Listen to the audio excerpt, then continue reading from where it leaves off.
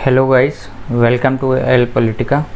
तो आज हम बात करेंगे कि नरेंद्र मोदी की सरकार को और नरेंद्र मोदी को 2024 के इलेक्शंस में हराया जा सकता है या नहीं, कि मोदी डिफीटेबल हैं कि नहीं।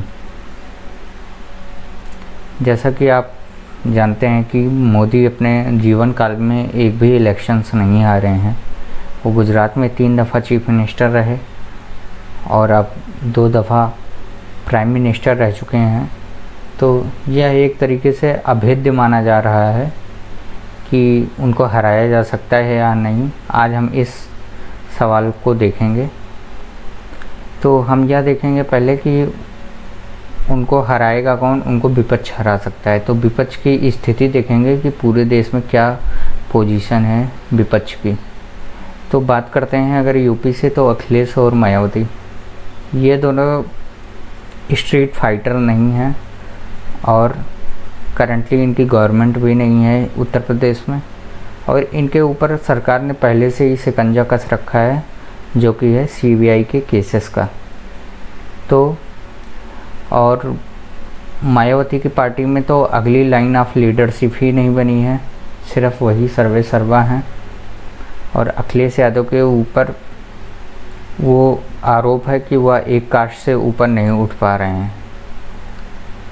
अब देखते हैं नीतीश कुमार का बिहार में। तो बीजेपी इनको पहले ही इतना डैमेज कर चुकी है कि अब ये बीजेपी पर डिपेंडेंट हो चुके हैं। आपको याद होगा कि एक समय नीतीश कुमार को नरेंद्र मोदी के चैलेंजर के रूप में देखा जा रहा था, लेकिन आज यह स्थिति हो गई है कि यह खुद ही बीजेपी पर डिपेंडेंट हैं अपनी सरकार चलाने के लिए। बिहार में हेमंत सोरेन, ये झारखंड में इनकी अभी नई गवर्नमेंट बनी है, कोएलिशन सरकार है, और यह एक क्षेत्रीय पार्टी के रूप में ज़्यादा देखे जा सकते हैं।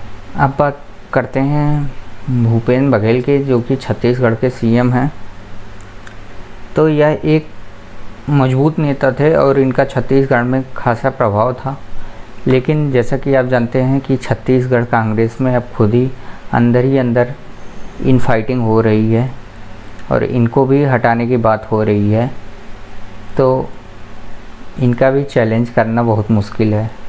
जैसा कि आप जानते हैं कैप्टन अमरिंदर सिंह को तो हटा ही दिया गया है, जो एक चैलेंज कर सकते थे पंजाब में। और अशोक गहलोत, इनका केवल एक ही एरिया में प्रभाव है, वो है राजस्थान में, और इनको उससे बाहर नहीं देखा जा सकता है। अगले लीडर जो आते हैं हेमंता बिस्वा शर्मा। अब आप पूछेंगे कि इनको ये कैसे बीजेपी को कुछ चैलेंज कर सकते हैं। तो ये पहले कांग्रेस में थे, ये बीजेपी में शामिल हुए, फिर इनको सीएम बना दिया गया। यह बीजेपी को चैलेंज कर सकते थे अगर यह कांग्रेस में रहते, नॉर्थ ईस्ट में, लेकिन अभी तो बीजेपी ने इनको अपनी पार्टी में शामिल कर लिया है। नवीन पटनायक की बात करते हैं। तो यह उड़ीसा में इनकी सरकार है और उड़ीसा में इनका खासा प्रभाव है, लेकिन उम्र इनके साथ नहीं है। और दूसरी बात यह कि इनकी पार्टी की सेकंड लाइन ऑफ लीडरशिप नहीं डिसाइडेड है कि कौन नवीन पटनायक के बाद कौन। शरद पवार की बात करते हैं महाराष्ट्र में। तो महाराष्ट्र के असेंबली इलेक्शंस में इन्होंने बीजेपी को पटखनी दी थी। कैसे? इन्होंने कांग्रेस, शिवसेना और एनसीपी का एक इम्पॉसिबल गठबंधन करके दिखाया, लेकिन यह मोदी को इसलिए नहीं चैलेंज कर सकते क्योंकि उम्र इनके साथ नहीं है और नेशनल लेवल पे इनका कोई पहचान नहीं है महाराष्ट्र के बाहर। महाराष्ट्र के भी एक सीमित हिस्से में, बारामती और उसके आसपास के इलाकों में ही इनका खासा प्रभाव है। आप बात करते हैं साउथ के। तो साउथ में जैसा स्टैलिन है, तो स्टैलिन को तमिलनाडु के बाहर कोई नहीं जानता। केसीआर हैं, इनको तेलंगाना के बाहर कोई नहीं जानता। आंध्रा में ये अपनी पहचान बनाने की कोशिश कर रहे हैं,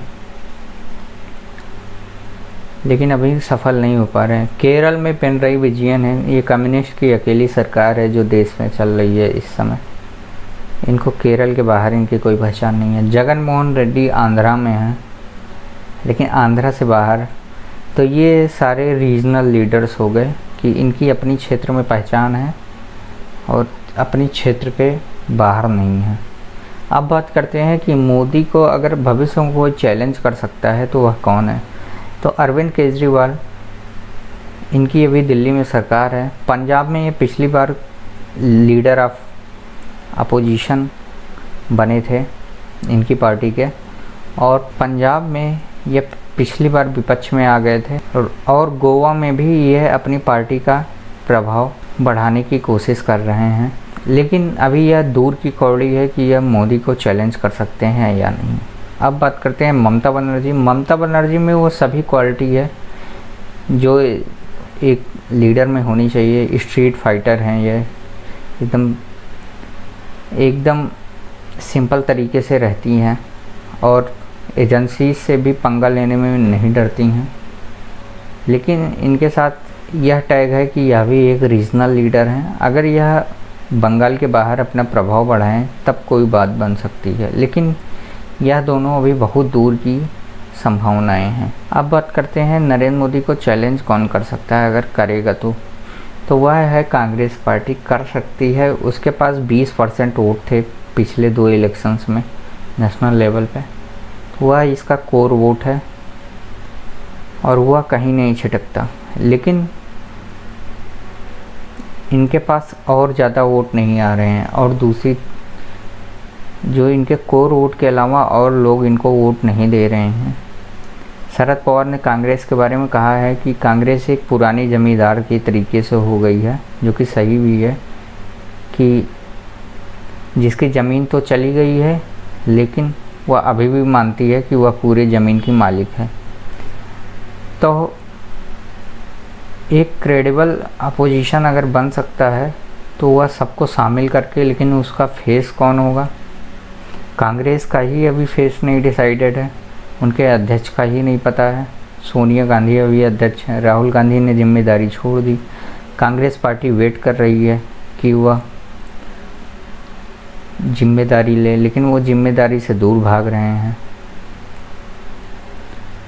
और विपक्ष को लामबंद करने की इनको कोशिश करनी चाहिए, तभी यह किसी भी सीन में नरेंद्र मोदी को हरा सकते हैं। अब बात करते हैं कि सारी बातों से ऐसा लग रहा है कि नरेंद्र मोदी को हराया ही नहीं जा सकता।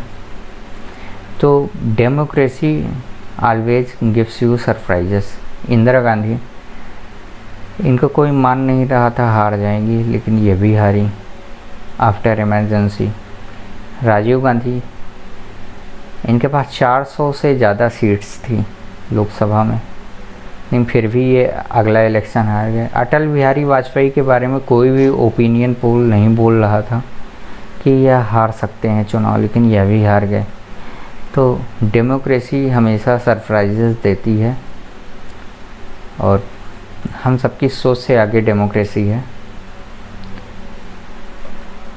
Thank you guys for watching this video. Please like, share and subscribe to my channel and my video. Thank you all.